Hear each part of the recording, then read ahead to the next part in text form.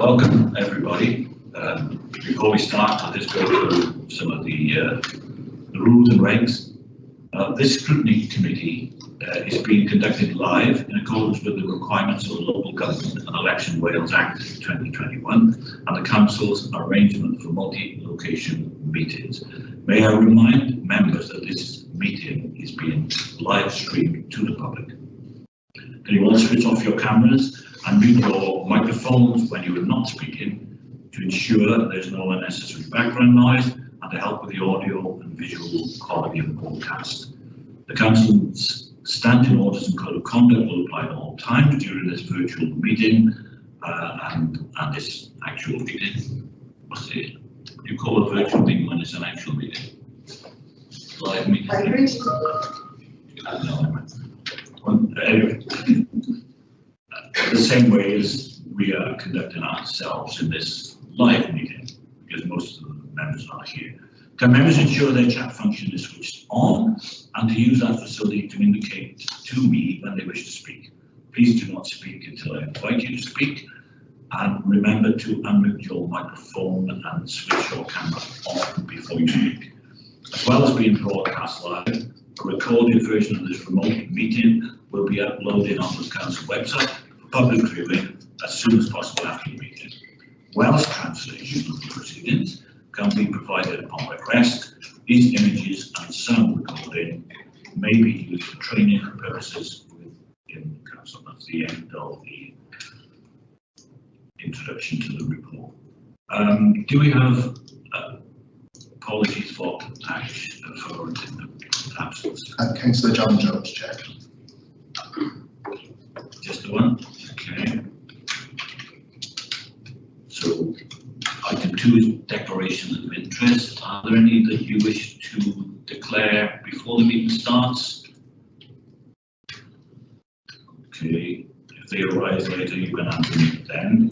Item 3 is the minutes of the previous meeting. Mr. Chair, there's a note on there asking if it'd be possible for presenting officers to maybe put their name tags at the angle so people who Not John. might not John contribute. Ranger. I know it, yeah. Oh, yeah. Do it. Oh, sorry. I thought you were a bit mental. Do I know you were? What are you showing me? Okay, so can you see those up, Martin? I think he was. Yeah, we will. Yeah. Okay. I don't like doing this, but it's been suggested that you sort of introduce yourself so that the viewing public, of which is about 3,000 or 4,000 last time, I think, can know what you are and what your roles are. So, would you like to start, Joel? Next to me. I'm Joanne Gossage. I'm the Service Manager for Environment and Leisure. I'm Nicola Dance, and I'm in the Policy and Partnerships team at the Council, and I coordinate the Body Report. James Dent, Policy and Partnership Manager. Lise Cornwall, Director of Corporate Services and Transformation. Okay, thank you. Take a look at that on the online as they need to find out who we are. Okay, so would someone move those to a true record of the minutes or accuracy of the minutes? Move. You're happy with that? Nothing in there that you want to raise? Okay, we'll go straight on to item 4 then, which is One Newport Partnership Wellbeing Plan 2022-23. Who's going to introduce that, Jan? Maybe starting off, that's okay, Chair. So thanks also. We've just done introductions, which was my first part, so that's always helpful. We are also joined today by the leads of each of the interventions. So Joe's here with us. We've also got Guy Lacey on the call from the Right Skills Board. We've got Chris Dawson-Morris from the Safe and Resilient Communities Board. Joanne and Harriet are here for Green and Safe Spaces. Sustainable Travel is Kerry Dial, who's on the board, and we're also hoping this board will be able to join us towards the end for the Newport offer, but if not, Nicholas can even take that dashboard for us. So really pleased to be able to present Q2. So it is a historic look back to what happened during quarter 2, which is October to December 2022. Yeah. So it just demonstrates the work of the partnership, the Newport partnership against that quarter's wellbeing plan. This is the last year of this wellbeing plan in its current form. For us, so we're starting to work towards a new local delivery plan. And as you know from last meeting as well, there's a Gwent regional wellbeing plan, which we're hoping to see the final draft of next week. So we can keep members involved in that one. So from the report, you'll see the associated performance dashboard. They were really privileged in Newport to have a really strong partnership relationship and ethos. And it's fair to say that we wouldn't achieve half of what we do on behalf of the residents and communities in Newport without that strength of partnership. The commitment and engagement that we see from partners has really helped us to realise the benefits for our city and our communities within. And we're hoping that as we transition into the new local delivery plan, that we can count on our partners to be able to continue that relationship, continue the strength. So for this evening, what I was hoping to do is that I'll just give this, and we're asking Scrutiny members to look at the progress that's been made and make any comments and any suggestions. So what I'm going to do now is, okay, Chair, if you just introduce each lead, Yeah. And then they can kind of talk you through and answer questions for each one, if that's okay. So, sorry, go on. No, sorry. I thought Joe was going to jump in, but you haven't introduced her yet. No, yeah. Eager beaver. So yeah, so Joanne Gossage is with us, like we said, Joanne is the service manager within Newport, but is here in her role as part of the board and the intervention lead for Green and Safe Spaces. So thanks, Joanne. Thank you very much. Thank you, Chair, Committee. I'd like to start with the key performance measures, actually, just to highlight a few of the successes and then the key achievements and successes in a bit more detail. So with the performance measures, the majority of our measures have achieved their targets, some have exceeded, which is great news. Quite a few of these that have been successful have actually been absorbed into the operational climate change plan for the council now. So things like the tree canopy cover, that's all part of the climate change plan now in terms of the tree planting that we're doing across the city in an attempt to achieve a wider canopy cover and help to combat the effects of climate change.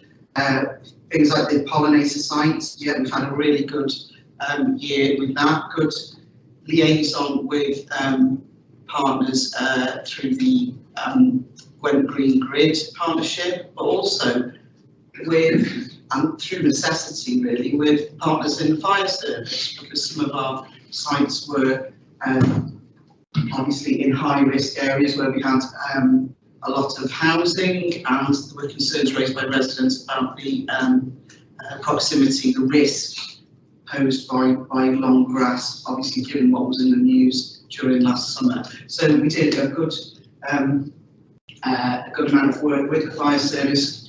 We've got new machinery in to create wider fire strips and things like that. So it's all been really positive actually. So we're achieving the pollinator programme, but also maintaining public safety and minimising risk. There's a couple of amber measures, not bad news, but they are amber measures. So I just thought I'd highlight those. Attendance at the Newport network workshops, and also the interaction on Twitter. Those numbers are down. We feel that this is a reflection of the plan coming to an end and being overlapped by the new service board, the wider Gwent service board. So we think that that's a natural sort of effect of those two plans overlapping. One of the other amber measures was the green flags. Now, having worked quite closely putting green flags together, I think the full award at 5 was probably a little bit high and ambitious, really, but we managed to achieve 3, which was great, and that was Beechwood, Park, Bellevue, and the Gwent Creme. And more importantly, we had 3 community green flags. 8 was probably a bit ambitious, but we did get 3. Mainly district, they got a flag, the Glade Community Garden and the Laundry Gardens. Now I know as well, I'll just jumping ahead a little bit, that there are other community groups inspired by this that are starting to sort of look, and I know a couple have put in applications for this year. So that's just to give you, just jumping ahead really to cause a thought there, but yeah, it started the momentum, started the ball rolling, which is what we wanted. In terms of the key achievements, I'll just run through some highlights. One of the great things was the summer activities for children in the parks. 3,800 children, young people and families took part in those events, and they were led by Newport Live, which was a really good combination of using all our sort of parks people with the special skills of Newport Live. So a great one there. We had a successful application for the Welsh Government Asset Collaboration Fund, which has helped to fund the development and now the implementation of these rain gardens and green infrastructure interventions. So from the green infrastructure assessment plan, which was highly consulted on, we had really good consultation groups, lots of people involved, lots of sites. We're now developing on 4, and we're about to put, sort of jumping ahead to quarter 4 where we are. We're on site now to put in some of those rain gardens as part of the works this year. So that's a real success. Projects, fantastic projects that are underway. The Road to Nature project and the group managing the Barrack Hill site. We had a presentation last night from both of those groups. The leader of the council did attend, as did the cabinet member, and we were shown the fantastic work that those groups have been doing, and what, you know, and the enthusiasm that was shown by all those individuals from the community who were there to sort of highlight the work. Was just amazing. So with that in mind, other schemes that we've got in progress now, we're looking at possible uses for the old Bellevue nursery. We've had a proposal from, again jumping ahead a little, we've had a proposal now from Growing Spaces, which has been looked at by the cabinet member, and we're seriously considering how we move that ahead into the next financial year. Right. Okay, next quarter, some of the plans that we've got going.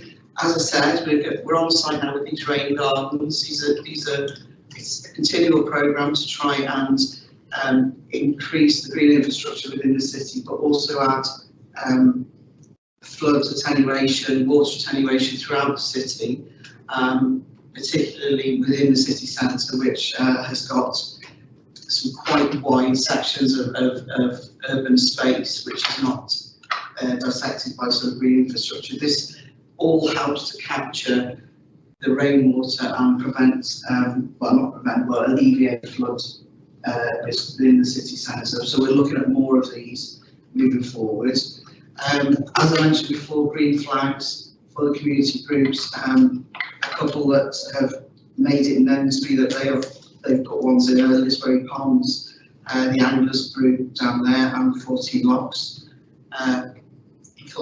group. And that, I think, is it.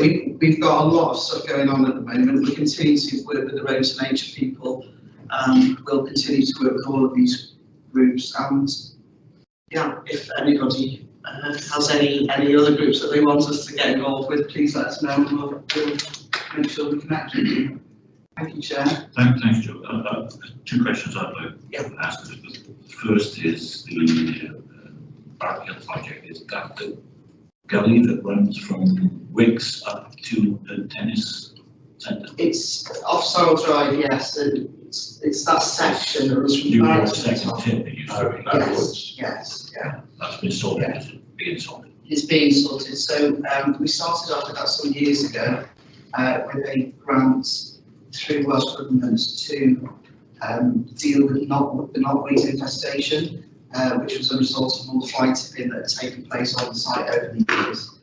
Once that was clear, what it seemed to do was, once the knotweed had gone and been brushed back, the community were inspired then. They looked at the site in a different way and said, this is something that's actually quite a special site. This is something that we could do work on. We could get a footpath in here. We could put benches in, and it's just gone from there. We've had to go up and look. Yeah. There's a guy called Arthur who he leads the restoration group there, and he's first class in getting people out, and he's really keen. Groups of volunteers have been out helping clear the site of Bracken, and this is an area where every summer there would be fires spreading up the hill, being blown up the hill towards the houses at the top. Still a bit worried about it, but these developments led by Arthur and yourself and other officers have been really first class. So I just want to say well done on that. And does this link into active travel routes and the group they wrote to nature? Because I think the active travel routes, again, very successful. And I've got a question. Road to nature, has that been adopted now as a term for everything other than No, the road to nature is assigned at the rear of the LG. well, it's a term we already use for all of them. So it is good. It's a good thing. But active travel routes are actually an opportunity to develop alongside the routes, the greenery and nature. But what I was going to ask, Chair, was how easy is it to include extra bits of active travel routes within the overall plan? How easy is it? From resources point of view, you mean? Well, from what's the methodology? Yeah. So what we have, Chair, and sorry, Pat, Councillor. What we have is a potential linkage to active travel to link up areas of green infrastructure and open space to create a network of active travel routes where people can travel across Newport without having to use the roads. They can use the footpath network. They can go on the bikes, their scooters, however they wish to sustainably travel. It's something that we've been looking at in parallel with green infrastructure development. So it's all part of the same thing. It's all part of a nature network, if you like, because it all contributes to combating the effects of climate change. Chair, can I ask that I understand that there's the active travel route between Harlequin Drive and Sorrel Drive going to be begun very soon. It should be today, actually. Right. Okay. Yeah. How easy will it be to include an active travel route from the top or near the barracks towards that? The topography of the ground is not known too well at the minute, but it would be useful to have a route down that from the top of the barracks down towards Harlequin Drive and then on to town. Yes, I agree. But the gradient for that will be difficult to achieve. But not impossible. Not impossible, but given that within active travel there's guidance in terms of the gradients that you should be using when you're promoting a route as an active travel route. Now, to get that kind of gradient in, and I'll give an example here, which is kind of slightly to the side, which is the Devon Place footbridge, Devon Place Queensway footbridge. As you will be aware, the size of the ramp that runs down from the top of the bridge was constructed to achieve the correct gradient in terms of active travel and for accessibility. Now, it's quite a large structure. If you sort of imagine that coming down from the top of Barrack Hill, we would take up quite a lot of the land trying to get a route to the bottom. And we could look at it, but it does depend, and I'm not sure, I haven't got the tiles open, but it does depend as well as if the community have identified that as a potential active travel route. The gap between the gap across the bottom by the play area, that was identified and that was put onto the active travel network map, which allowed us to bid for the money to Welsh Government, because we have to have it on the map. In answer to your question before, it has to be on the active travel network map in order for us to be able to draw down some funding. And again, then we have to bid as well to get that money in. The route you're talking about is actually a designated public right of way, but it's only to a footpath status at the moment. It's a footpath standard, the one that comes down from the top. So you could look at it. If the community wants us to look at it, then they can apply to have it added to the active travel network map, and that's the first step. Richard, you got it right? Yeah, apologies to technical, which is obviously very interesting, but just to remind the committee to look at the Q2 performance. So I think that it is a particular thing you want to interested to have a conversation with Joe about. It might be best to do that outside. Is that right, Chair? Yeah, no, I'm just conscious that Joe's going to talk about something that actually isn't in the plan, let alone. I was already been admonished for taking up things that affected voters directly. Alan? I'm that as well. Thank you, Chair. Just to say that for the record, I was at the Road to Nature presentation last night, visiting my ward. I was very impressed with the collaboration between the council and the volunteers. I'm extremely impressed with that and the work that they've done there. So I'd just like to say for the record that that was a good example, I think, of an effective partnership operating. Thank you, Alan. That's right. Matthew?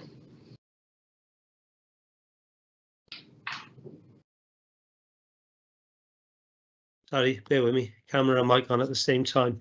Yes, cheers, Chair. I was just a question for Joe. I noticed you mentioned Beechwood Park during your introduction there. Local ward councillor for Beechwood, and I'm actively involved with a lot of the stuff that goes on over Beechwood Park, including chairing the Beechwood Park group, Beechwood Park Community Group. Are there any plans for any developments over the park this year, and would there be an opportunity for more consultation with local councillors and local residents with the work that is carried out over Beechwood Park? A few incidents over the past year have been a concern of mine and my fellow councillors. The first one being the introduction of the orchard area down off Tennyson Road. There was no consultation before the orchard was planted, and within 3 weeks it was all ripped out by local youths who hung around in that area in the evening. There's been a few similar environmental projects that have been started in the park with no consultation that have been vandalised or damaged. It's a frustration of myself and local residents, the lack of consultation to gather opinions really and ideas, and to be able to offer an opportunity to feedback before this work is completed. Moving forward, would there be any opportunities to offer our opinions and ideas before the work is carried out, given the the specialist status of Beechwood Park being both an ornamental park having the green flag status? Yeah, thanks, Matthew. That's not really what this committee is about, but I'm sure you take those points on and you'll contact Matthew and tell him what's going on with that. Thanks, Matthew. Can I ask a question which I do think is pertinent? Did you want to? You mentioned that there's a drop down in the attendees of the last network workshop, and that was due to the fact that the rent region is now starting to take over. So is it taken over? I mean, is the dropout because they fail to take over the responsibility for this? The that's our summation of why they dropped out. We haven't directly contacted the members of the group and asked them that question specifically by county. Well, I mean, that is pertinent to us because with the changeover to Gwent, we don't want anything to drop out that was successful before. Okay. So did you have anything, Steve? No, well, that's interesting, that point as well, actually, about there's a big change coming along, isn't there? I was also interested in how the change is going to impact all the good way you just described, actually. There was another question I wanted to ask, please, that's okay. The targets, one thing I liked about this report was that, there's clearly data in there that, gives us some sort of handle on how some of these things have gone, and it would appear some have gone better than others, and we can see the sort of figures that indicate that. Those the targets were set in 2018, were they? That's my understanding. Because there was a revamp, wasn't there, of the plan? Was it 2018? Sorry, Councillor. We did revisit some of the performance measures 2 years ago. I wouldn't know whether they had when they changed. I don't think these have changed from the original. Okay. So I thought they were a really strong feature of this, and I thought it was worth mentioning. Well, the other thing that I was interested in is that they're all one theme, I suppose, that runs through the whole of the work that you're doing as a sort of local delivery group is this whole idea of collaboration, working together. The theory being is leads to more effective implementation than if you're all working on your own. But then on the other hand, the collaboration, in my experience, usually takes up a lot of time as well. You end up with a lot of meetings and make a lot of phone calls, and there's a lot of emails around it. So you're convinced though that the collaboration in the end, if you balance those two things, the extra time it takes with the result, you're convinced, are you, that it's worth it? Yeah. I guess that's a question for everybody, which is the collaboration working? Is it more effective the way that one Newport operates than if what it was before? Yeah, and it's bound to be better because it was chronic before. I mean, well, I'm sure, I've seen situations where a group's been set up, and I'm not suggesting you're doing this one momently, but where basically people carry on what we're going to do anyway, and it's all put together in a plan. So I'm just interested where I suppose what I'm getting at really is where has it made a difference? What sort of things has it made a difference over? Yeah, you can answer that. Also, is it going to get worse or better with Gwent? That second part I can't answer. I don't.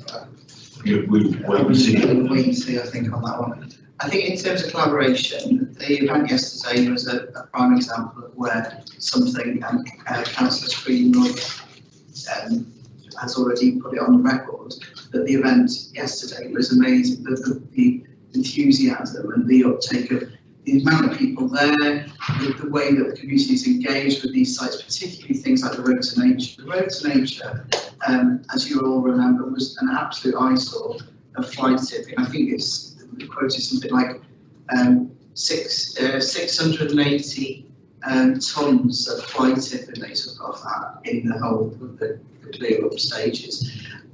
For that group to now take it on, they've had the First Minister there, they've had politicians from sort of every major party there.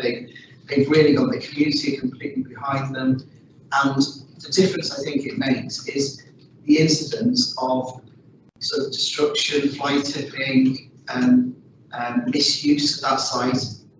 We're not seeing that in any sort of form anymore, which is a great thing to notice. Is that because of partnership work, or is that how much did we do and how much did we rely on the partners to create this amazing. It's about them pulling in all of the partners. It's about the groups. They're given the incentive.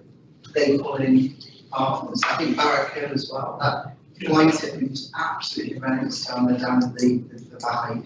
And now people are taking care of it. They're looking after it. They're interested in their own backyards, if you like, and they don't want to see it. So And we're working with other agencies as well, like you mentioned, the fire service. Yeah. We work very closely with colleagues in NRW on most of the sites that we work on. Road to Nature, we're involved with the Living Levels project and the team there. Obviously our internal teams as well, waste management and environmental health. So yeah, it is a complete collaboration. I understand it's being filmed, adopted. Film should go with all the nature. Film. Yeah, it's used quite regularly. I'm not sure who's down there, but they use it as a road scene. You were there last night. Yeah.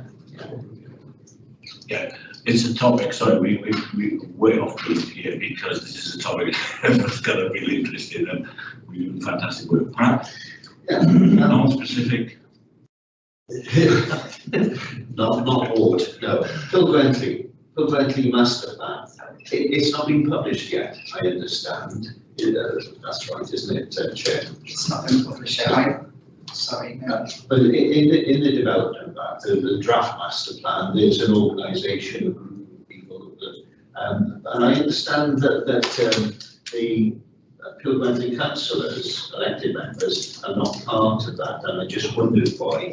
If the idea is that Hill is going to become a safer place, you know, I'm sure they have views on how to make Hill a safer place, and it's a question that I think I want to raise. Response to a sanction. No, it's all right. For asking a silly question. All I was going to say, Reece, was I didn't know whether it was. No, it's fine. They should have two flags, shouldn't I? A sanction flag. That's a question. No,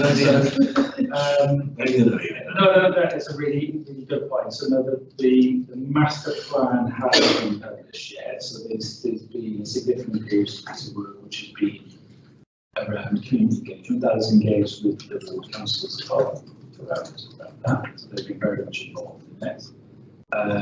So an organisation called Luminous is developing the master planning process. Organisation called MEL has been leading the engagement side of that. So that's going with a series of themes that come out of the communities around the priorities they want to work on. So that is in draft stage at the moment. So that's going through the process with partners about getting that to a stage where everybody feels it's a viable product to take forward. So that's where we are with that. We engage with the ward councils quite a lot around the safety side. This is a separate group called Safer Pill. I jointly chaired that with Chief Inspector John Davis. John's been the council recently talking about some of that. So obviously It's a fantastic newsletter for us as well. So he really gets it, John. So he engages regularly with the councils as well around those safe issues. As far as the involvement, they are involved. There's a separation between the involvement side of it, as it is with council officers, between the involvement side of it and the actual operational delivery of it. So they've kept that separate a little bit. The plan should be, master plan should be signed off and published in the next couple of months, I would have thought. Francina, on that issue? Yeah, alongside the same lines as Kent and Druid, I just want to ask about the Maindy master plan. Is that with Maindy Unlimited and the Maindy renewal district renewal project? Are you working with that, or is it something completely different? Sorry, Councillor, I'm not aware of the Maindy district renewal one. project? Yeah, I'm not aware of the deadlines and dates and progress on that. Sorry, but I can find out. What are the improvements on the green space for, or what's in, what plans are in motion for the master plan? Because I haven't For the, been told about anything, because I'm one of the councillors for Victoria Ward. in Maisie, Yeah. as I said, I'll have to find out exactly what's in there. There were some interventions put forward in green infrastructure plan, I can forward those to you. They were on sort of more towards the sort of Victoria on the side of the river area, but I'll forward the document to you. Yeah, that's part of my Yeah. ward too. Yeah.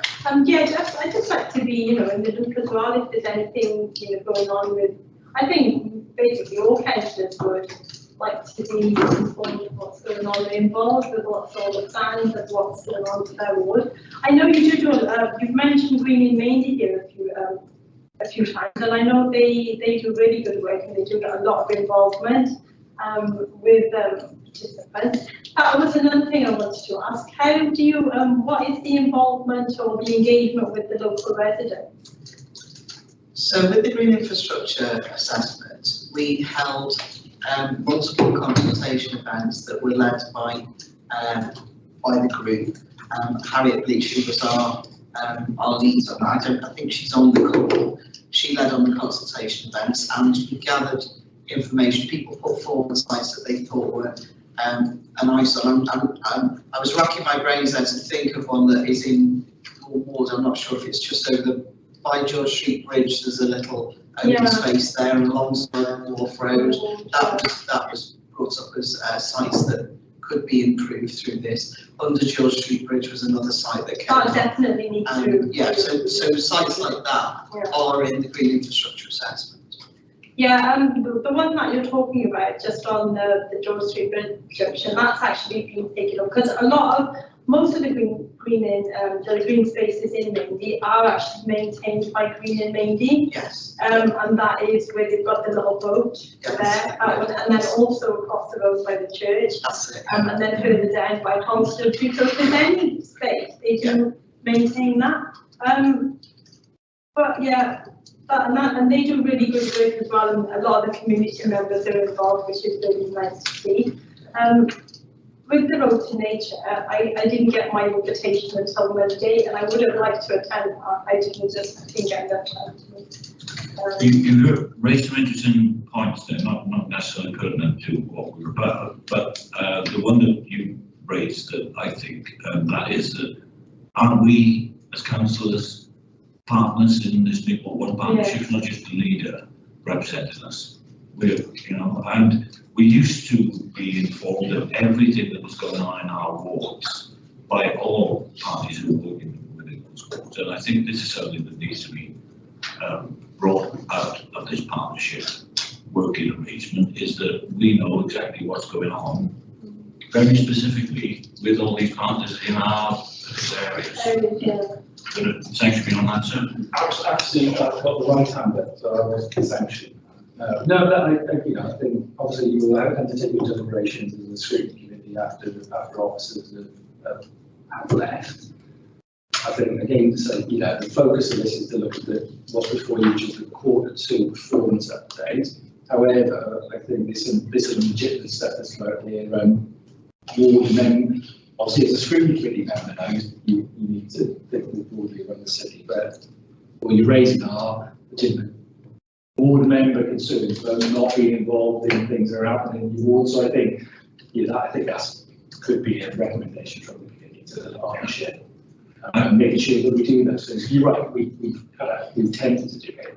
So that's all not, we need to look at that. Yeah, the meeting we had with Norse was a good example of that.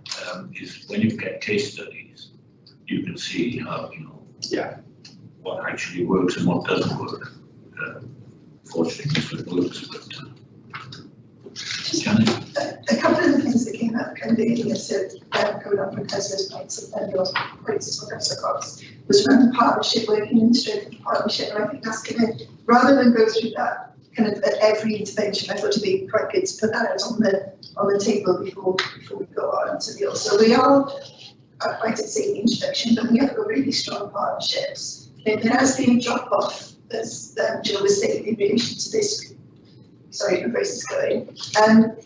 But I think there's a few elements to that. I mean, everybody's under lots of pressure at the moment, as we all know. This was leading up to kind of, that summer period where people drop off anyway. But also the fact that this plan is coming to an end.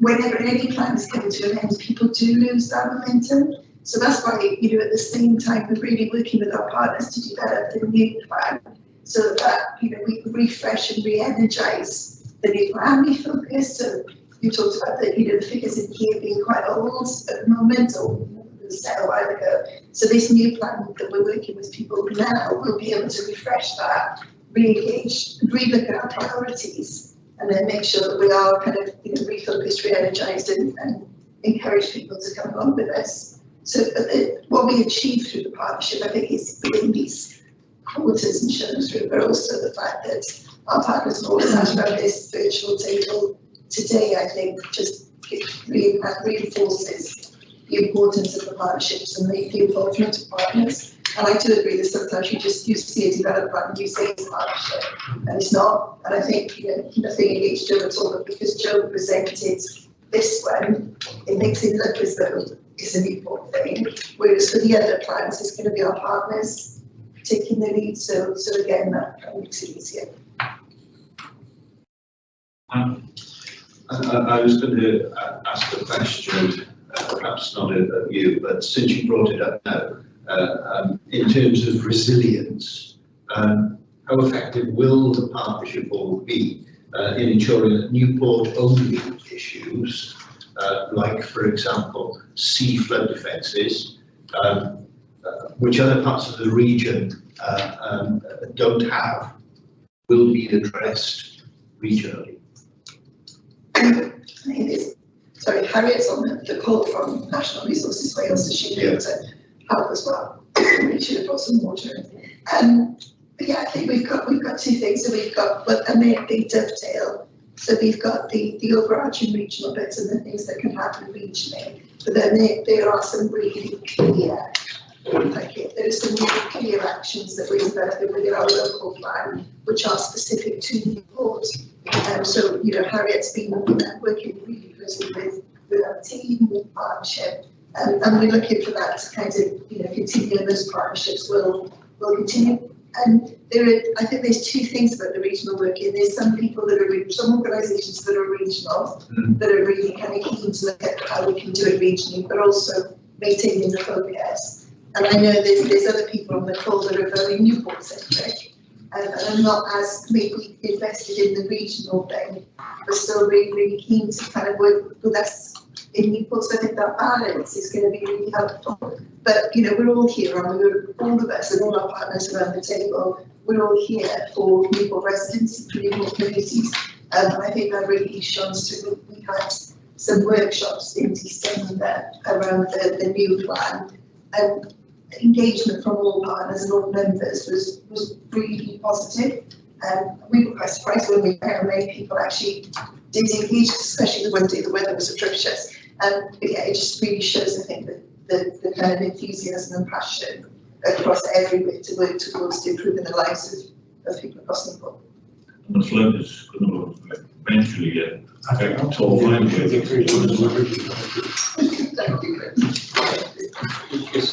It's really good to hear that there's a positive aspect to the regional partnership. My fear is that things will become diluted and that issues will be addressed that are regional and not specifically local. And I think that's a worry that I think we all ought to keep in the back of our minds. And when you're speaking, so you don't need to.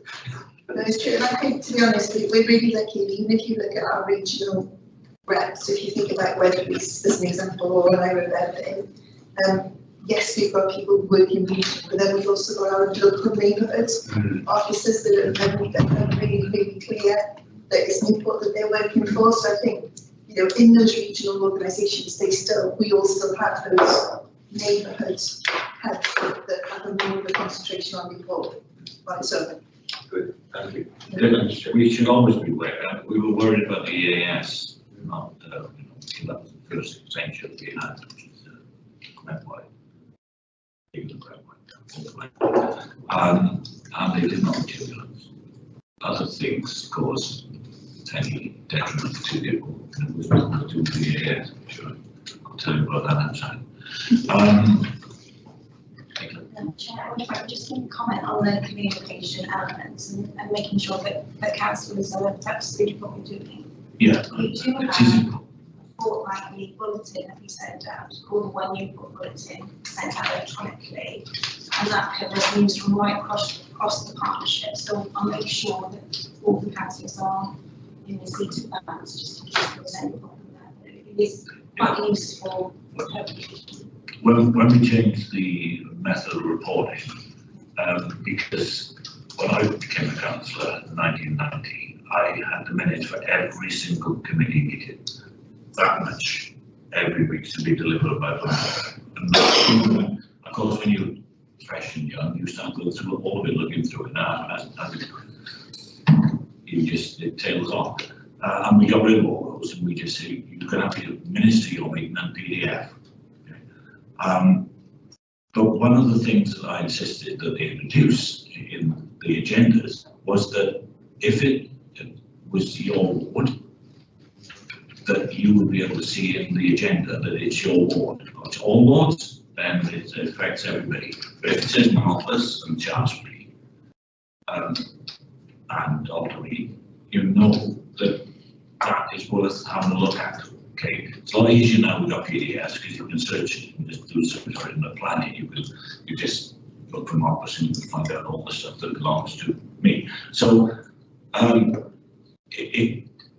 that's when you send out the One Newport, that's just another pile of stuff, right? And if it could be more specific and highlighted, especially where action is going to be taking place, which the public phone up and they'll say, you know what's happening? You know what? Because that's what we get to make it look like fools, really. If that's not done. So when you think about that, think about how we can make it much more specific and make sure that officers contact the councillors and talk to the councillors because we're part of this community as well. Thank you. Any other questions on? You're still on, Joe. I haven't let it go yet. Thanks, Joe. You're off the hook now. So who's next? We've got Kerry next, Kerry Dial, who's going to talk about sustainable travel.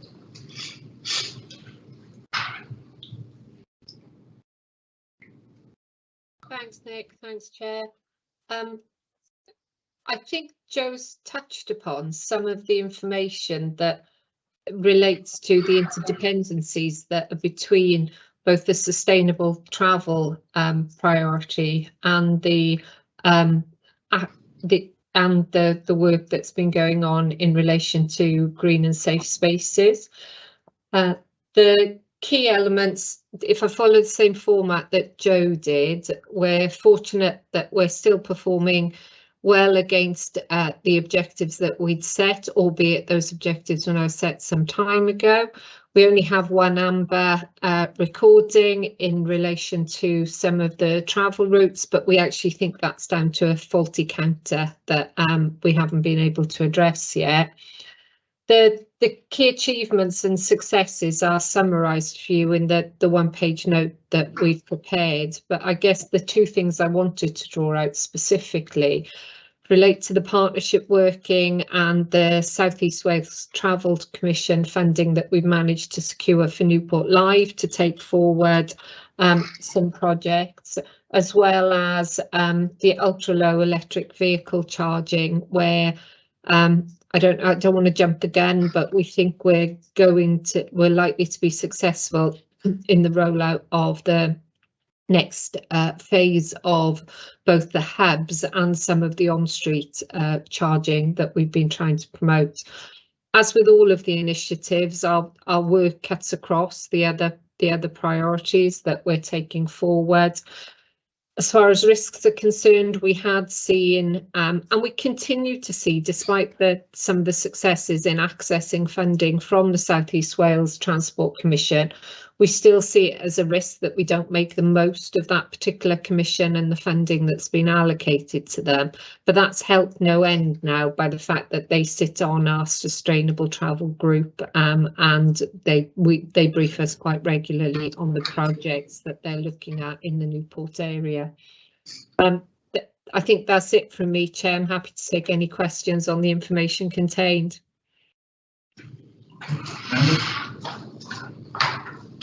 After I'm going to talk about the M4.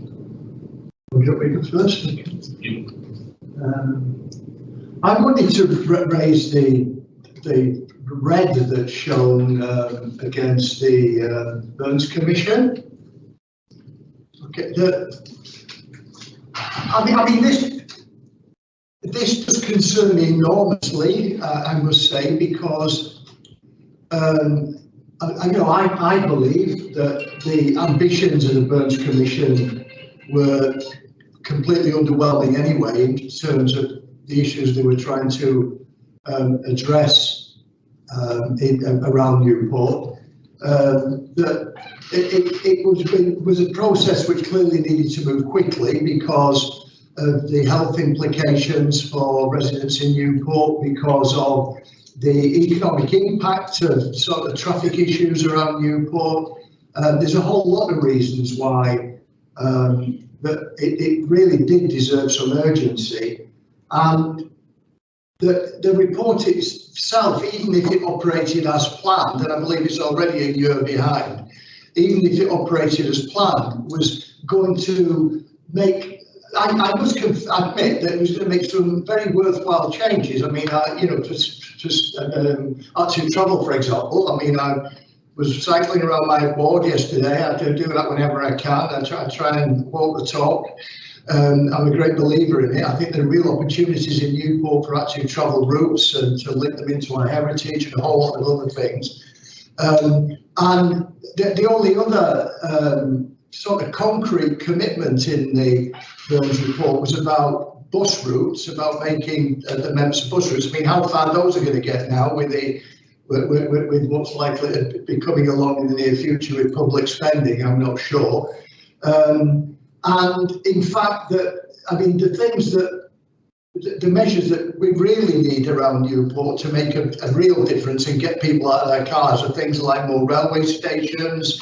If anything, things are going to get worse in Newport because we've got large numbers of people moving in who are working in Bristol who are going to add to traffic. There's a need for more railway stations at Llanwern, as it was planned. There was one at Newport East, Newport West. If I can throw in Caerleon as well. And none of that is likely to occur anywhere near in the near future. There's absolutely no commitment. I know there's been a slight move forward with the granting of money to carry out some kind of feasibility study of railway stations along the main line, but there's still no commitment, there's no date, and it really is very, very worrying to see on here that the whole thing, even the modest ambitions, are sliding backwards. Would you like me to respond now, Chair, or take questions from everyone? Is that how you prefer? Well, we've got Kevin. Oh, I don't mind. I think the councillor, sorry, I didn't get your name, but raises some very, very valid points. Unfortunately, I don't think they're part of the remit of our sustainable travel group. It's my understanding, and maybe Rhys could keep me clear, that the council still has a representative on the Burns Commission and its successor body. But some of those strategic items, like the promotion of the rail routes and new routes, and unfortunately, whilst we also tangentially discuss them in our group, they're not really areas that we can influence. Well, can I say with respect, Chair, I'm conscious. I'm sorry. I'm sort of raising displeasure about this. It's directed at you. I apologise about that. Oh, no, I didn't take it that way. No. It's obviously nothing. But if we're serious in the wellbeing plan, getting people out of their cars is a clear objective. It's laid down quite clearly. We're looking at the progress that's being made. That's what this meeting's all about. A major factor in Newport, certainly, in getting people out of their cars was pushing ahead with the Burns agenda. And with respect, it is in the report, which we're discussing. It was deemed to be significant enough to go in the progress report. So I thought it was legitimate for me to raise it here. I thought it was quite relevant. Rich, would you like to comment on this? Sorry, Kerry. Just on that latter point, now on that I can give a little bit more insight, because with the representatives that we have now on the South East Wales Transport Commission being part of our group, one of the key pieces of work that we have been conducting with them is looking at behavioural change, and they're more than happy to work with us to consider a programme of work that will look at the behavioural change that will indeed get people not just out of their cars, but more attracted to other forms of sustainable transport. So we don't want to create a situation in Newport where the car's the enemy, but we just do want to raise the awareness and take forward some successful measures, hopefully, that will reduce car usage. So that behavioural change initiative is still, we're still talking about it, following on from some events that took place. God, I get confused now with the pandemic, but it's well over 12-18 months ago. But there is still an appetite from the South East Wales Transport Commission to work with us on looking at behavioural change in Newport. Rich, would you like to bring us back to where we need to be discussing here? I don't think that discussion wasn't where we need to be. I think it's been raised as your group, Kerry, as a significant risk, isn't it? Yes. They're not realising, because it is down as a risk as well, performance of the game. So not utilising the opportunities arising from the M4 Commission has been realised as a big risk to sustainable travel within the One Newport partnership. It's done as a high risk. There are a series of mitigations. I think it's perfectly legitimate to raise it. I think, the committee might have a view about the mitigations in there, whether they're adequate or not. I think Kerry's probably has responded as much as the One Newport partnership can, because it's a separate entity. It lives outside of the remit of the one. I'd advise you not to get me on the plans for South East Wales by the Metro. Or yeah, well, I'll really. You might want to save that for a future discussion. But I think your question is legitimate and the challenge is legitimate. I think Kerry's response to it is legitimate as well. No, I accept that. Yeah, we get that. These are the mitigations within our control. That's what we can. I wasn't expecting Chair to come and to give me all the solutions to that. Right, Pat's got a specific question about Sol Drive and this sustainable water transport. I just want to congratulate you on the success of the active travel routes that have been implemented so far. This one, with lights. Glasgow is Tredegar Park, across the gate, and very, very successful, very popular. I think probably they're not being implemented quickly enough. But one of the things that the Wellbeing Act calls us to do is to integrate objectives. Newport's has got a strong heritage, and I wonder whether linking the active travel routes and heritage in some way, perhaps by naming active travel routes after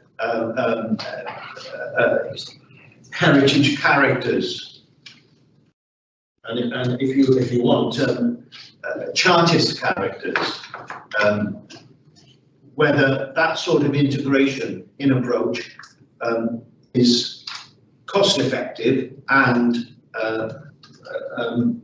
helps. Thanks, Councillor. And I must thank you for the notes on the success of the active travel routes. But by not wanting to spare her blushes, Jo Gossage and her team had a major contributing factor to that going live, and I hope that the work of the working group supported Joe in taking forward some of that work. But the active travel routes and the maps in particular are something we're very proud of, and I think all partners are quite keen to do exactly. I think your angle on heritage is new for us, but we do recognise as a working group or as a group that we're not doing enough to promote those active travel routes. Interestingly, some of the debates that we had during lockdown, where we actually saw a sharp increase in the use of some of our active travel routes. We were hoping that we can maintain the momentum of that usage. So we are conscious that there is a need to do some more PR, as it were, around them. But I ensure that the point about linking it to heritage could actually help us with that marketing work that we're doing, because I can see the logical benefits of doing so.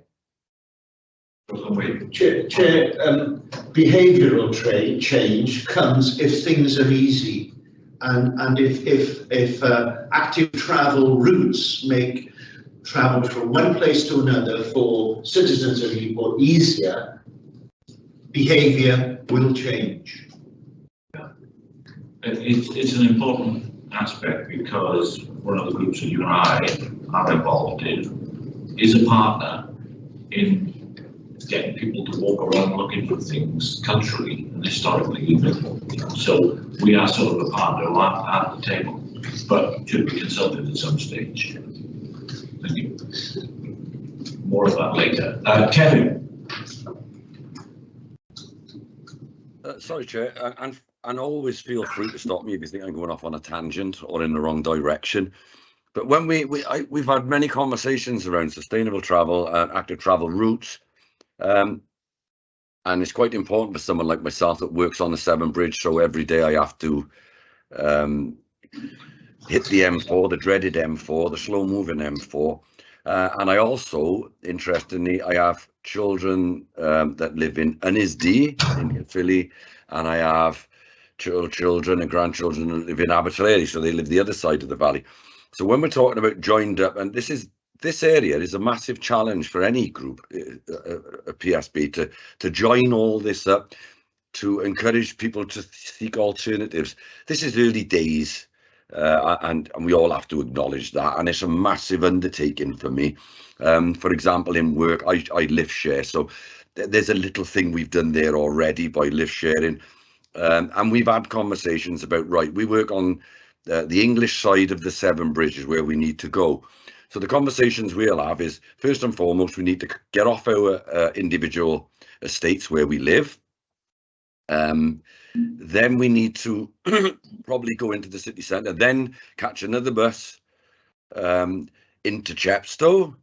Then we have to catch another bus over the bridge into England. So all these things are a massive challenge for many, many people. And these are the conversations I would imagine that, and people are selfish, people have to make a commitment, and so it's a huge challenge, and sometimes we have to wrestle with what's, because first and foremost we have to go out there to earn a living, and I'm going to say getting there is going to be one of the last things on our minds as long as we get there, and sometimes the easiest route is to jump in the car outside. And off you go. You don't actually sit and think, right, I think it'd be sensible if I got on a bus. And in fact, one of the guys has mentioned we could all have bikes in Chepstow. It's lovely and it sounds great, but it's unfeasible. And another thing where the chap, I can't remember his name, John, is it? He mentions about cultural routes and things like that. My brother, for example, he lives his biking and he leaves Newport with his van loaded to go to Swansea, and I'm thinking, why are you doing that? He needs to be made aware that there are other alternatives in this area for him and his grandchildren to go on their bikes, do you know? Because first and foremost, he's taking a van all the way down to Swansea, and then obviously they're doing the mumbles and whatnot. So for me, it is a big challenge that needs to be like how simplified I just made that little conversation. That simple conversation needs to be taken into individual wards to explain to people in their terms, if that makes sense. Because reading off, if I was to give an agenda out, a section of the agenda on sustainable travel in my ward, people would struggle to comprehend the wording. You know, it seems, and I don't mean that in a lofty way, but that is a fact. So for me, and Kerry, fair play, you guys, I appreciate and I see what you're doing, and I know that getting the message out there is a huge challenge in itself. This was always one of the bigger parts for me. Because like you say, all this is joined up. The green spaces where you can go and enjoy the pretty rides, and like there's good work that has gone on down Grove Park all the way to Clean and things like that. So yeah, there's good early works, but I'd say this is this area, it is a big challenge, particularly with that M4, which is, I have to say it, like I go onto social media now and I can guarantee you there's somebody lamenting the slow moving traffic on the M4, because I'm on it every morning and every night. But it's when you read things like the sustainable travel and joining up travel. When I leave Bettis in the morning, it's quite surprising how many vehicles just from my estate, we all seem, and you start to recognise cars because it's a daily routine, how many of us are in that M4 office estate in vehicles. And we have conversations. There's 4 of us in our car, and we're like, look, there's one person on his own in that one, there's one person, because a lot of these people are going to the distribution centres at Mega, Avonmouth. So, you know, people like myself do start that conversation, but I'm yet to see somebody physically make a change. And I just think that's one of the biggest challenges for us. But thanks for listening anyway. Thanks, Kevin. And one question in there, I think, pertinent, which is about communicating with the various communities. You know me, Mr. Chair, I go up over the mountain and round the dales, but I get there in the end. Is the methodology that all the partners use to make sure that they are relevant to the local communities, because I know there's a tendency for them to be thinking they're floating above doing the very best for everybody, but actually when people see what they do, they're not very happy with what they do because they weren't consulted about it. They would have given a different answer. So I don't know whether you can answer that, Kerry. Is the amount of consultation that happens in the various elements like Bettis and Malthus? I actually took 3. It was good to hear the range of points the Councillor Whitehead was making and how they connect together. So I've taken 3 points from Kevin's thoughts. So the first is, what are we doing through the Sustainable Travel Group about promoting placemaking and integrated transport hubs? And again, I suppose this comes back to what can we influence and what things can we influence as a collective working in partnership, and what can we take back to our individual organisations. So I know that placemaking is something that's been promoted through the council through a lot of their statutory plans and the planning system. But we do need to look at, and we've been discussing as a group with Transport for Wales, that expanding upon the concept of integrated transport hubs. So if Kev or his brother-in-law or whoever it is, it shouldn't take 20 buses, 2 trains and then a lift off your brother in order to get to work. But we haven't really connected how integrated transport hubs could work. So I'm sure as councillors, many of you will hear from your constituents that in order to get from Bettis to Pill, you go from Bettis into the city centre and the city centre back out to Pill. Yet there are maybe not legitimate activities that happen between Bettis and Pill where the transport links are very well established. So why can't we, as bodies working to support the people of Newport, create a more effective way of getting from one side of the city to another? So it is a debate that we continue to have, and particularly with Transport for Wales. I think the second point that Councillor Whitehead then raised comes back to that point of promotion that one of the other councillors mentioned earlier about making people aware of the active travel routes that we do have in place, but also what is available to travel actively and in a sustainable way. So, many people aren't aware that Transport for Wales have relaxed some of the conditions about when you can take a push bike on a train. So coming back to the example that Kev presented, if your brother was going down to Swansea, well, he could have cycled into Newport, jumped on the train, wouldn't have been charged depending on the train he was travelling on, got off at Swansea and cycled on the Gower. So there is something there about us not adequately promoting and raising the awareness of what's going on. And then the third point that I guess it raised for me was about the debates we have as a One Newport partnership and how and when we engage with our communities and your constituents across the city, because numerous times we've raised the question of the journeys along the M4 in Newport. How many of them are single occupancy? How many of them are short journeys? How many of them are long journeys? Now, the Burns Commission on the South East Wales Transport Commission actually suggested that it's not the short journeys that are causing the problems, it's really the longer journeys. But they also accepted that those longer journeys have single occupancy car drivers in them. Now, in other parts of the world, those of you that are familiar with the States or Canada, particularly North America, and as well as significant parts of Europe, there are lanes dedicated. There are in parts of England, there are lanes dedicated for cars that are travelling that have full occupancy. And these are the kind of things that I guess we need to be consulting with communities about, particularly those that are most affected by the congestion on the M4 and the air quality that's coming out. So it was around the houses and over the hills, but I think I've got 3 key points there that I'll go back on, which is the placemaking and integrated hubs, what we're doing to promote what is available, and then how we consult in the future on the options to reduce some of the worst consequences of the congestion that we get on the M4.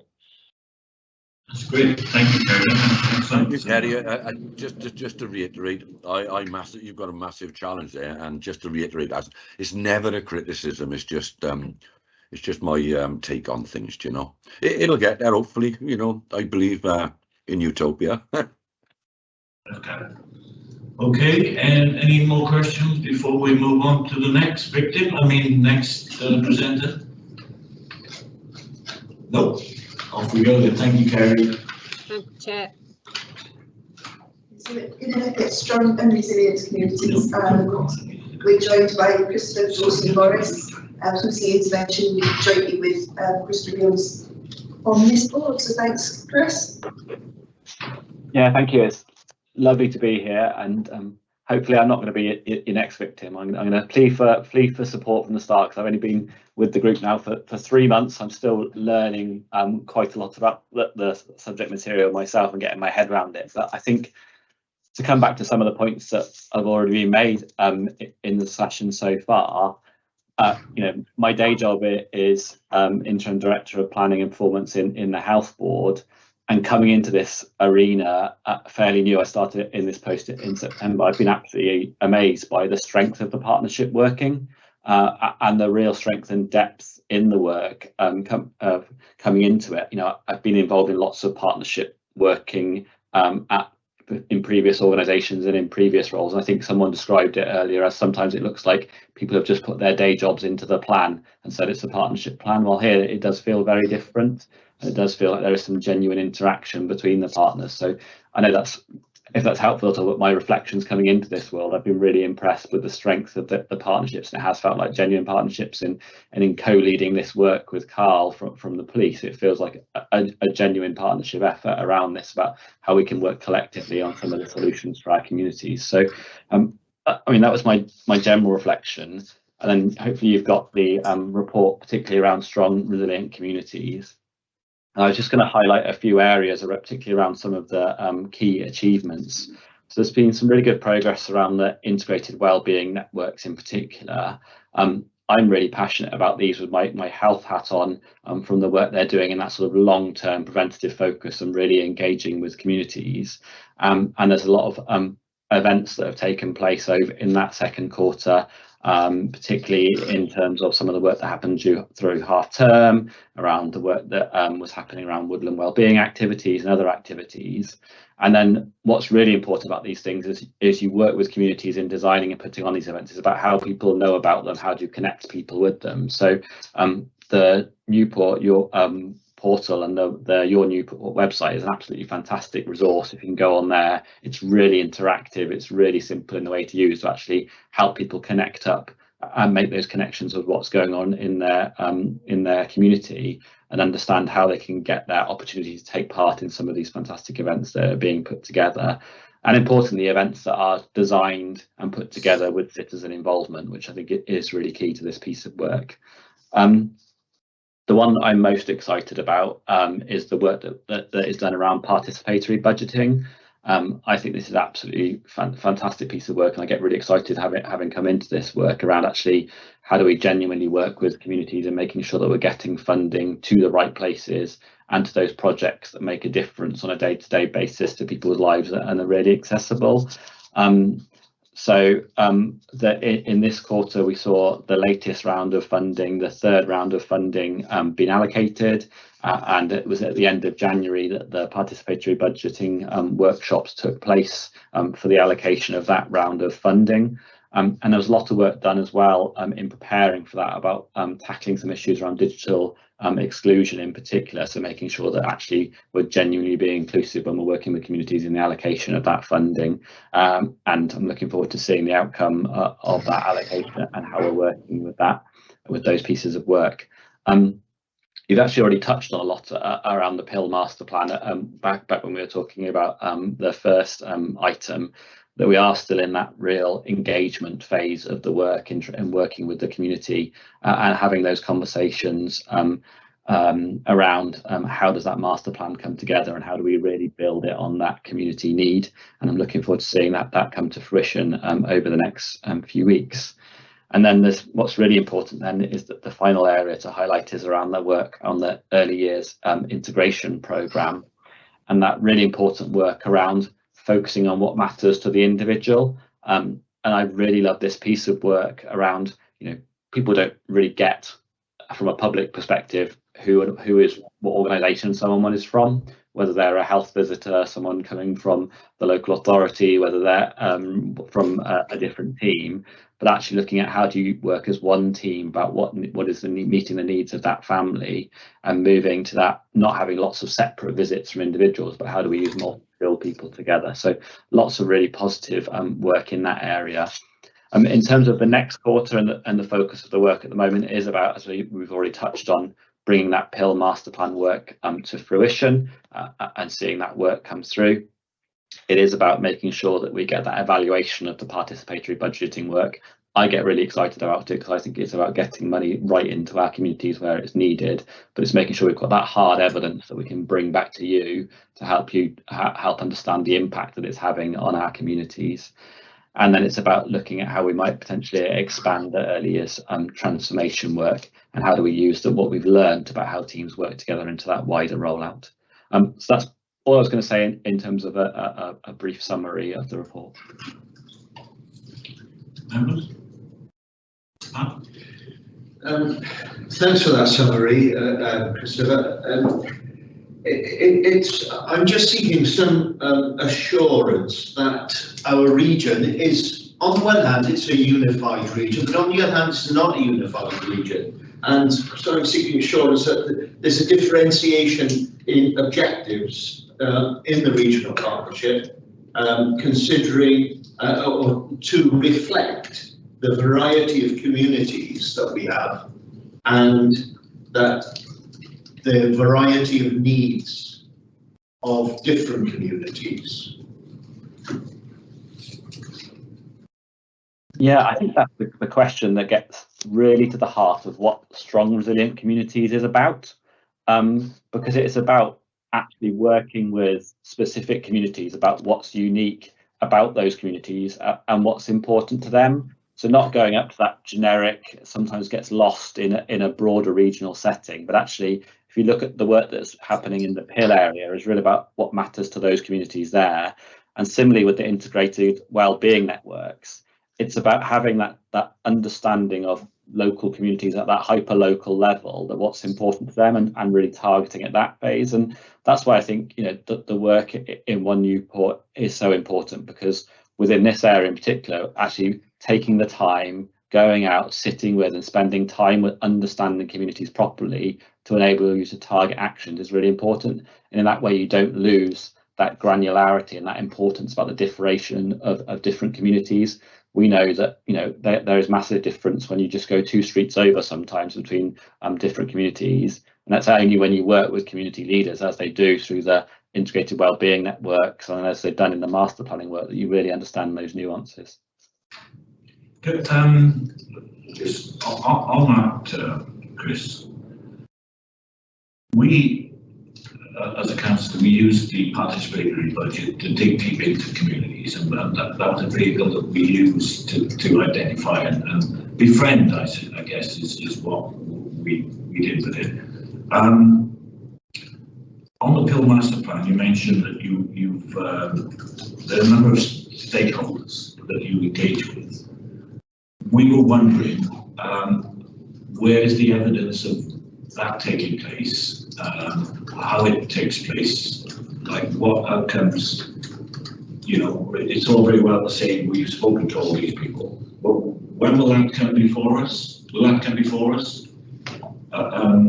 Because what we like to see, councillors especially, are case studies of actually something happening. And we wandered away onto case studies earlier, and we were admonished by the director for doing so. But nevertheless, then you can see something happening and you can ask, like, how did it happen? How did the participants communicate with each other to make it happen? And how can we make it happen more and better in future? So in terms of your reporting to us in future, when the Pill Master Plan is developed, will there be evidence of this interaction? That we can say, you know, rather than we consulted with all these people, we consulted with the general population, and they were very happy. Chris, Yeah. would you like Yeah.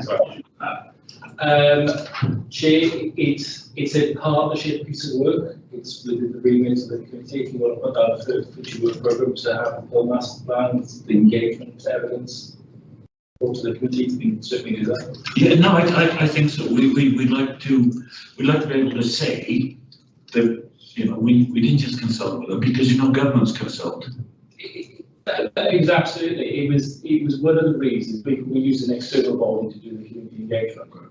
So, you know, it's a really strong piece of community engagement associated with that. So yeah, you know, we can look at. I know we're doing it. Probably one of. I know we're doing it. I would like to see Yeah, but evidence it's worth as a case study to see actually if you put the effort in, what could you get by community? I Because Bill's not the only community we should be doing this in. It's, you know, we've got some specific issues we need to resolve there, but you know, absolutely. Well, even the negative ones, you know, because people will say, why don't we do this? They say, yeah, well, we tried that. Where's the evidence? Absolutely assure you know it's not full of positive stuff. No. So Thank you. Yeah, Steve, can I just I just interject? hang on a minute. A bit slow there, Kevin. Usually. had sort of similar sort of thoughts and comments I wish to make. And I was going to just broaden it out a little bit because, you know, we are being asked as a committee to make a comment on the progress of the programme. And I'm not sure. I mean, what's obvious is there's a lot of good work going on here that you've described, and it's clearly very valuable. And there's a lot of people working hard here.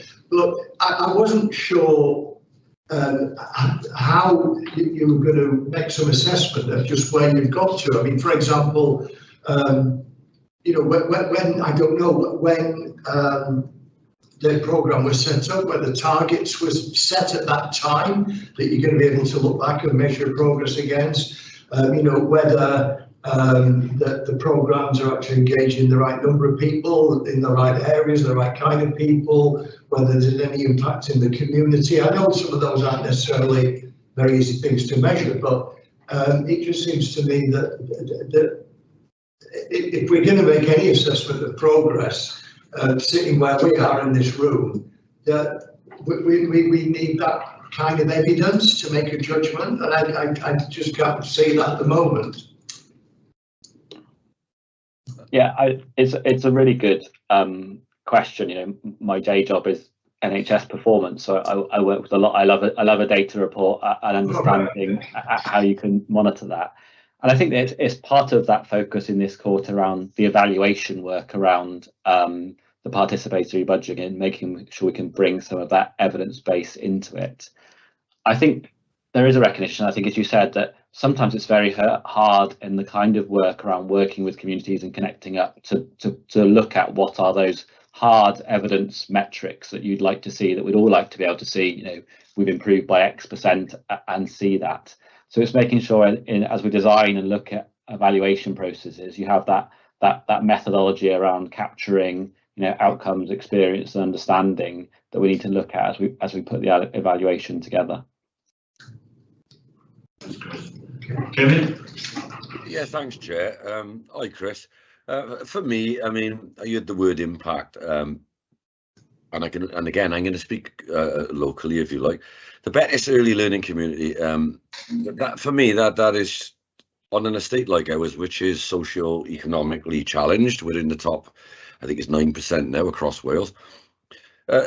Things like this would Save the Children Wales, Newport City Councils and the various agencies, they really are massively important. And my colleague Jason works close to this, and all I can tell you is that he speaks so highly of the great work that's going on there.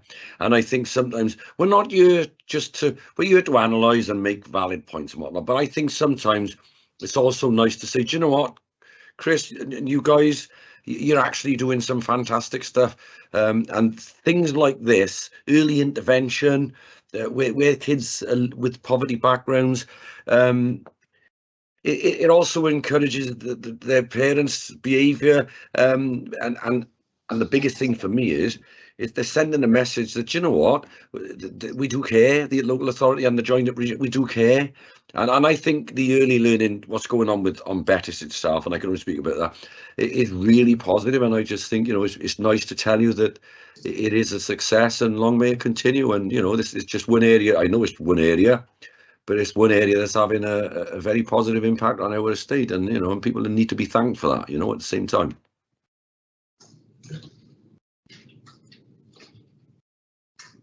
You weren't going to comment, Chris, you just accept and plaudits, I guess. Yeah, I mean, I'm lucky. It's one of those things you come in late into the work and can claim all the credit. But there is a huge amount of work by the team that's gone into this. And I think, as the councillor indicated, one thing I've been struck by is the stories of the parents in this and coming into this, and that, you know, the additional confidence they've had in those early years in knowing the support is there, that the difference it's made to people being able to, you know, actually have that support, supportive network around them, but also the freedom it's giving them in not having to wait in for 4 or 5 different people to attend in different visits on the day, but actually they can really plan their lives in a different way. So it's that real impact that it makes, and when you hear the individual stories, it is so powerful. Thank you very much. Another question? Sorry. Chris, just on participatory budgeting, I think that's a very positive move, and the events surrounding that in Newport were very successful. There may have been some sort of organisation issues surrounding it, but overall I think it was very, very good. One of the things that's important about that participatory budget process is the networking between the organisations that took part, us each seeing what other people in the community are doing. I think that's so important, and maybe more time should have been spent on allowing networking to actually happen at that event. But it was very successful. So just on the part of speech literacy, so obviously we had over 600 people attended. There was events this year, which was brilliant.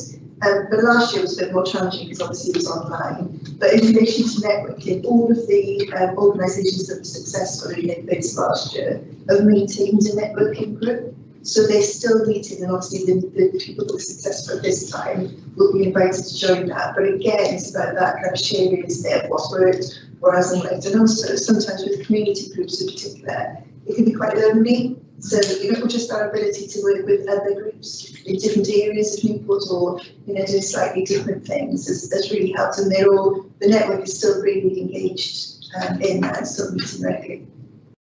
And really unexpected results, like the Polish for Ukraine have brought together the Polish community. Yeah. People who've been living here for decades and never knew other Polish people. That was incredible. I went to the party, so I know. Okay, thanks, Chris. Move on now to Guy. I think you're going to present this, are you? Good evening. Thank you, Chair. Okay, so a quick reminder that the Right Skills intervention is largely structuring its work around three main areas. That is skills supporting long-term economic growth, addressing disadvantage by access to training, and developing skills with social and cultural well-being. So those three themes sort of shape the work of our group. The dashboard report you've got highlights some of the key achievements and successes. I would like to just highlight the work that we've done around the Foot in the Door Screen Sector Initiative. Significant piece of work which has been done in collaboration with Film Cymru, and that's been a particularly effective way of reaching people, engaging people in training that probably would not have been involved otherwise. We've also done continue to do a lot of good work around working with young people at the key point of transition into post-compulsory education to ensure that they remain in education and training, and that's structured through the Youth Engagement and Progression Framework, and that work continues. Although you will note on your report, there is one on your dashboard, there is one area there which is flagged as red, which is flagging up the withdrawal of European funding from the Aspire to Achieve project, which to date has been a major part of the work that is done to prevent young people becoming NEET. Our outreach work has continued, done a lot of outreach work which has involved multiple partners, and particularly around job fairs. We had a citywide jobs fair in Newport Market on 21st of September, and we have further plans to make sure that job fairs continue in the city. And then lastly, I'd just like to highlight a couple of areas where we've been particularly working with adult learners around digital literacy, and we delivered a week of digital literacy events, free events, giving everyone the chance to find the support that they need to improve their digital skills. And we also promoted Adult Learners Week. So a very active group, and just to re-emphasise the point that several other contributors have made, it's really good to be able to work across such a strong partnership with so many different partners involved. But happy to take any questions, Chair. Thanks, Guy. My question is, you're teaching people to hop in and back in, it says there. That's really good. I'm so pleased for that. You're keeping people fit, they're spending their money. You've got to be agile. Any comments? Only one from you, Chair. Obviously, the foot in the door is obviously you've got to be well happy with the barometer that's showing. And I just think, yes, by all means, get the initiatives out there and we'll promote them from our positions. It's nice actually to have seen so many that have happened. Job promotions, job fairs, and bearing in mind, it's not just a case of doing these things, mind. It also it shows that there is an interest from a corporate side of things. You're not just there as an authority, that it's active. People, the more they see of these things, the more they ask questions then, and they'll say, for example, what you did in the market and whatnot, what's all that about there? So it's nice to have a conversation with people and just say, well, look, there's this, go along, don't be shy. They're taking all, you don't have to be a skilled person, you haven't got to be go along, have a chat. So like I say, and things like that, foot in the door then will continue rising. So yeah, again, it's another positive from me, the work that's been done there, and obviously hopefully that progresses, and like I say, the initiatives keep rolling, because that's what it's all about, just keeping it out there. There is work, but some people need pointing in the right direction, and the training, the NEETs, I've always had an opinion on NEETs, as you know, Chair, and for me that will always be one of the biggest challenges in this area, the NEETs, because sometimes they can be the nomadic amongst us, and they're the ones that we need to G up and just say, look, it's because you failed in education, that doesn't mean nothing. There's still opportunities out there and beyond. So yeah, it's a bit of a thumbs up, especially like I say, on the foot in the door. Thank you for that, Councillor, and I think make a good point about, it is about reaching all people in our communities, and I'm particularly pleased of the work that we've been able to do with the University of South Wales, where the college has supported learners, young people with learning difficulties and disabilities, into work experience places provided at the university. And I think it's those sorts of initiatives which make exactly that point, that the progression into employment is there for everyone if they've got the right support and the right opportunities. Thanks, Guy. I'm probably got one for the Newport morning went anyway, so you're already for the Gwent region. Thank you very much. No other questions? Can I just ask about the European funding? I mean, two questions really. One, was that the only casualty of the withdrawal of the social fund? And secondly,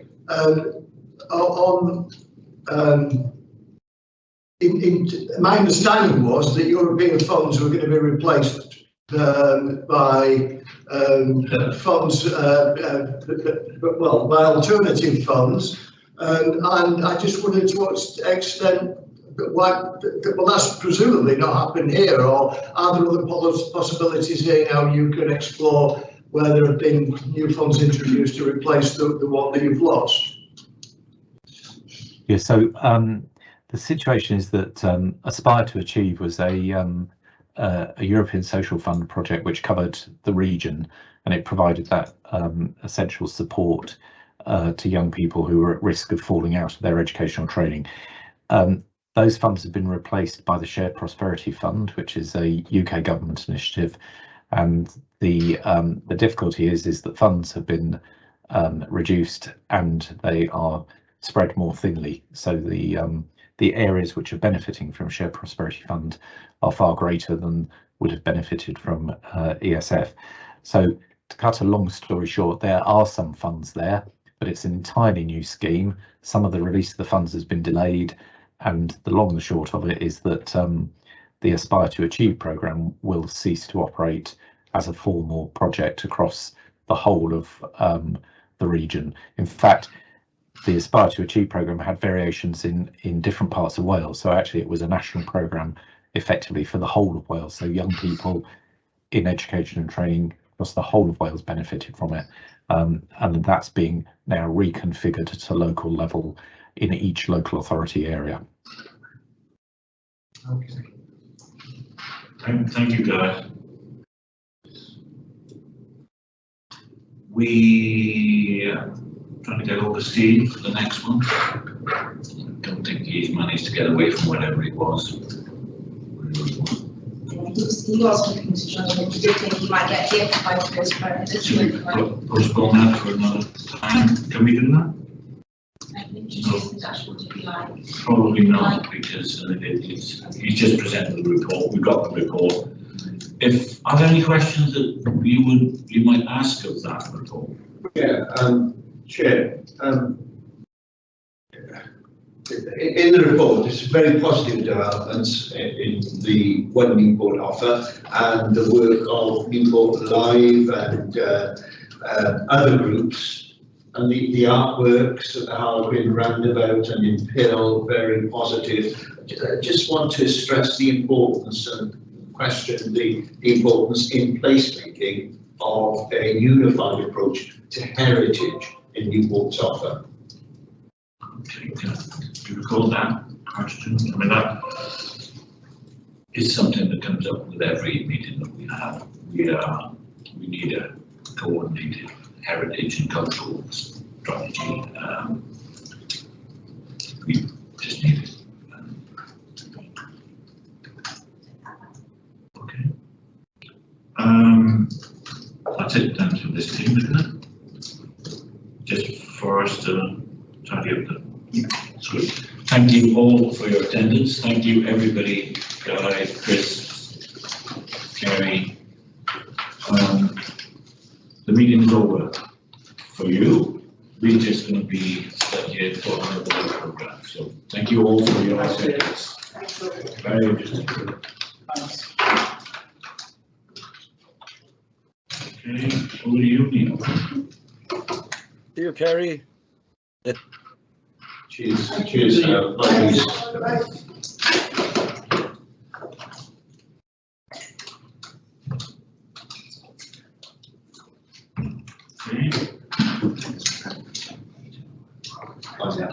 Yeah, cheers.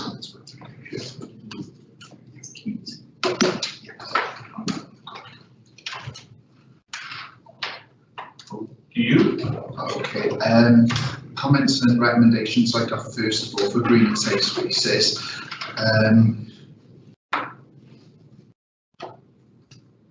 It was a query which was made about identifying potential active travel routes. The officer said they can look at it if the committee wanted to.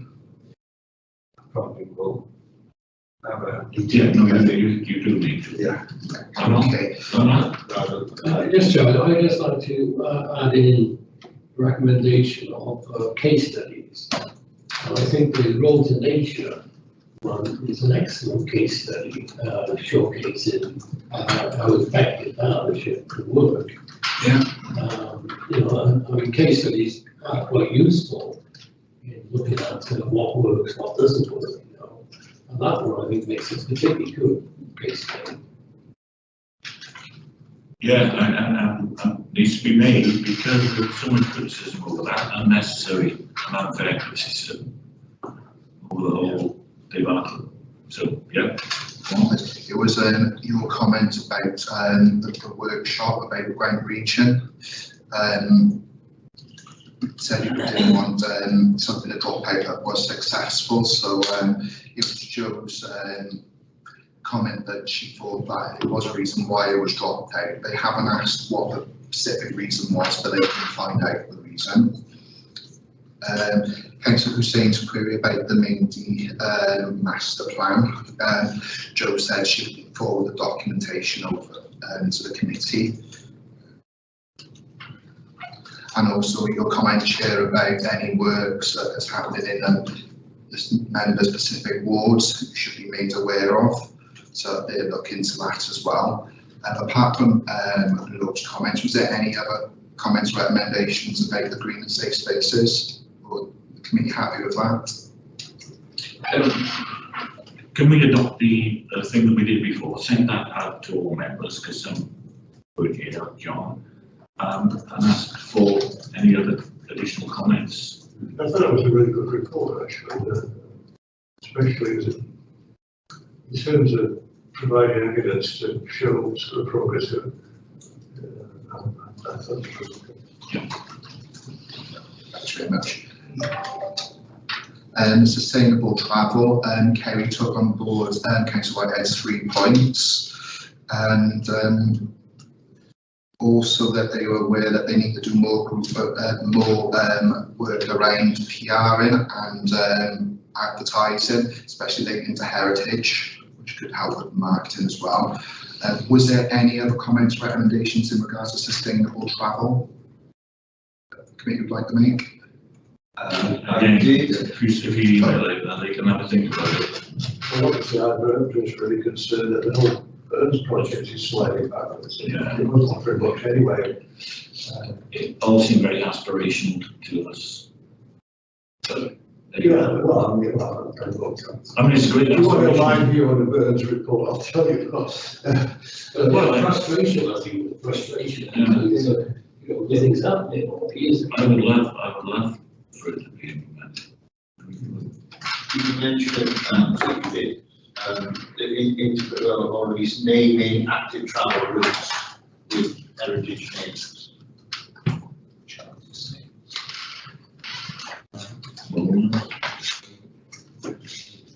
For the strong resilient communities, we're going to be discussing the draft annual forward work programme with heads of services and directors over the next month or so.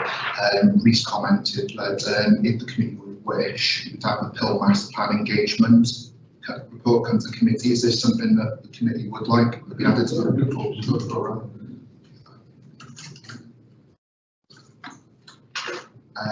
Was there any other comments or recommendations about strong resilient communities? Again, would you like me to send out the request by email? Didn't take any. We have to go slowly, so okay. If we just, I'll send out comments and recommendations out to the committee. If there's anything additional that you'd like to add to it, I can add before send them on to the partners. And lastly, just the annual forward programme, the next meeting being held in March, that would be the EAS business plan. Should have come to today's meeting, but they were unable to bring the report because of their budget. This is an annual report, comes around the same time every year. And also we've got a Safer Newport update on a community safety partnership. This is the first time that this has come to committee. Chance then to be here for that, as well as the community safety partners. And then that would be the 29th of March, and that'll be at 5 o'clock. And then our last meeting would be Wednesday, the 26th of April at 5. That'll be the One Newport draft global action plan, and also Newport Live will be coming as well with their first report to the committee. And that's everything on my end, Chair. that's great. Any question on that? Okay. Can I thank you all for your attendance, and those who attended online and those who are watching us wherever you are. Thank you very much. Cheers, Chair. Good evening, all. Good all.